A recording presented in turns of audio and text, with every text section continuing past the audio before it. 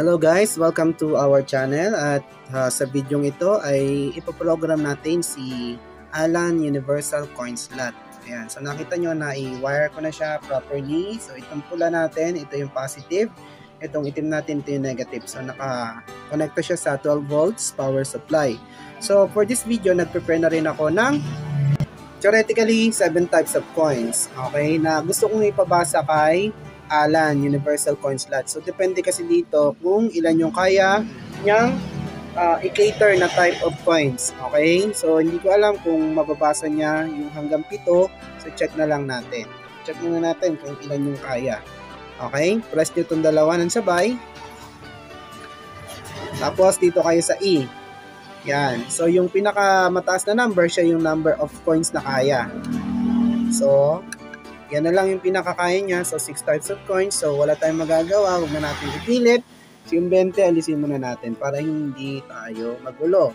Okay, pwede naman kung may 20 siya, pwede naman niyang ipalit ng tigalawan 10 sa tindahan, tapos balik na lang sa inyo.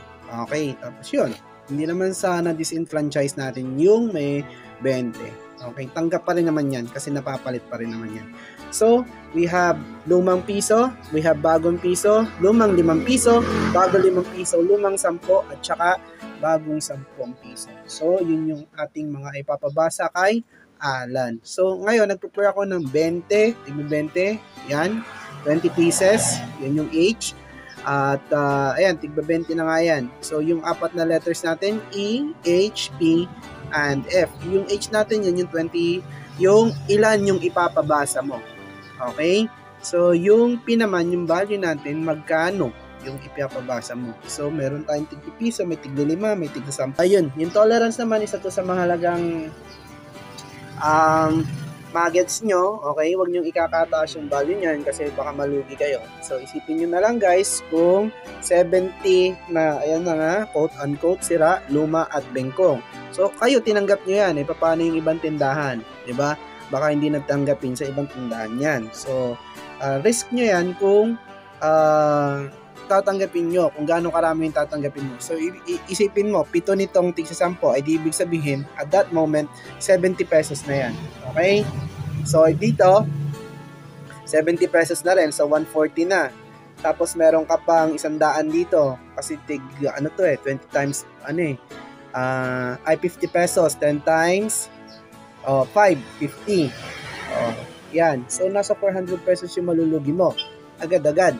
Eh, yung 400 na yan, pwede mo na siyang ipambayad kasi ng kuryente. Okay? So, I suggest, you accept pa rin, maglagay lang kayo ng mababang tolerance. So, para na rin sa ikakasafety ng tawag dito, negosyo nyo. Okay, so nilagay ko na rin sa baba yung mga steps ng programming. I-visit nyo na lang yung description box para makuha nyo yung steps ng programming natin. So balik na tayo dito at huwag nyo na rin kalimutan na i-like. Okay, mag-comment kayo dyan. Kung hindi nyo naiintindihan, pwede nyo namang i-comment dyan sa baba at uulitin natin. Paki-subscribe na rin kung sa tingin mo ay kapaki-pakinabang yung mga sinishare natin dito sa video, sa channel natin. Okay, so pindutin lang natin ulit. Yan.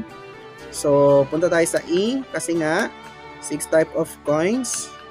Yan, press mo yung set. Yan. So doon tayo sa first type of coin na tig piso. Ilan? 20. Okay? So 20. Press nyo lang yung taas. Okay? Anong value niya? Piso.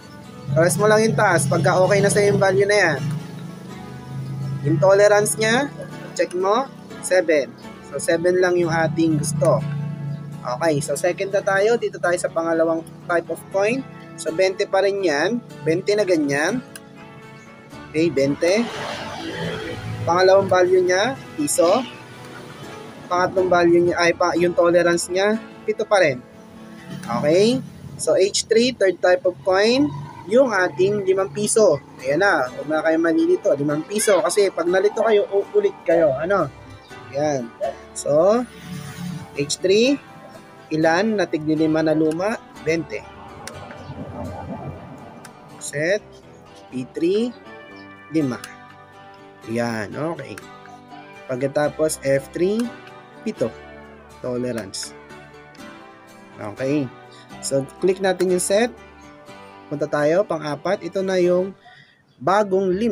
Okay, bagong 5. Okay. 20 na bagong 5. Value. Yan. Bawasan natin. Mali. Okay, click mo yung set. F4, ito. Okay, dito tayo sa lumang 10.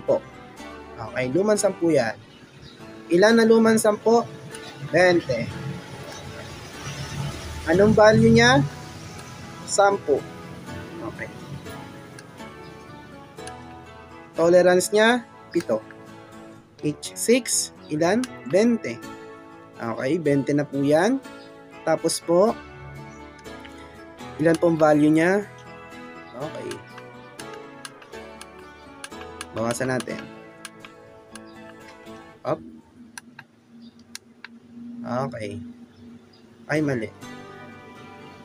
Mali. Bale, ulitin na lang natin. 6.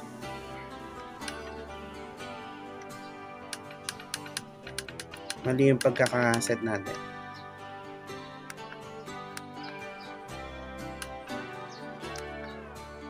Okay. So, ulitin natin.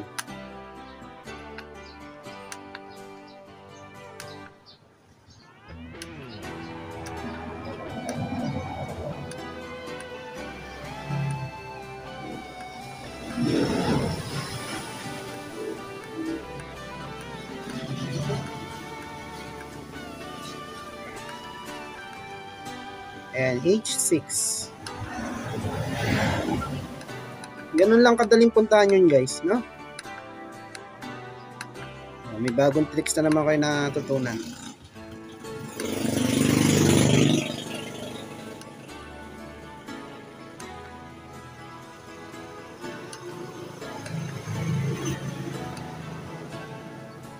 Yun, pag umilaw na ng ganun, okay na yan. So, start na tayo magpabasa ng mga barya natin. So, ilalagay ko to doon sa ating box, coin box. Okay. So, yan. Ready na tayo magpabasa ng ating barya. I-power on lang natin siya. Ayan, may power na siya, guys. So, tayo hit sa, pindutin nyo yung A. Ayan, tas 1. Ayan, so, tapos pasok natin siya. So, first coin. Pasok natin na. Okay. So, kung tama ang aking pagkakaintindi, ganyan daw ang ating gagawin. Ngayon, pag hindi gumana, edi okay, mapipikon. So, yun, may bilang dun sa baba, So, try natin yung piso muna. 1. 2. Ayun, nagbibilang na.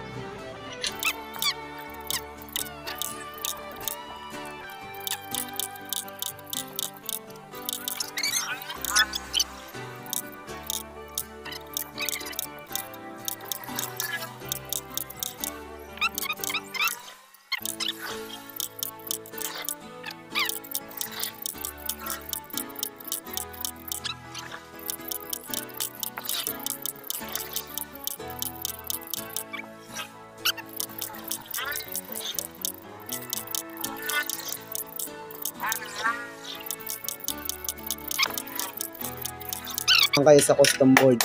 Madali yun.